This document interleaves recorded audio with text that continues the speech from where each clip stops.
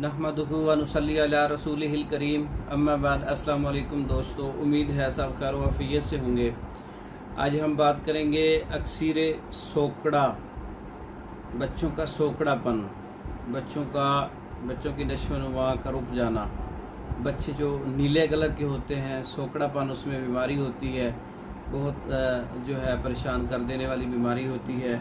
इसमें चूना भुजा हुआ 100 ग्राम पाउडर, तबशीर जो है वो 100 ग्राम पाउडर और ग्लूकोज 100 ग्राम, तीनों चीज़ों को अच्छी तरह से आप मिला लें। बच्चे की उम्र के मुताबिक 1 माह तक और 1 रत्ती से लेके इस्तेमाल करवा सकते हैं। तो इसका इस्तेमाल जो है बच्चों के सोकड़ापन के लिए, बच्चों की कमज़ोरी के लिए, बच्चों की नशोनुमा के लिए, बच्चों की नशोनुमा जो रुकी हुई होती है और बच्चों की ग्रोथ नहीं हो रही होती, बच्चे सूखे और खुश्क होते हैं, बेढंगे होते हैं, उनके लिए जो है बहुत अच्छा नुस्खा है।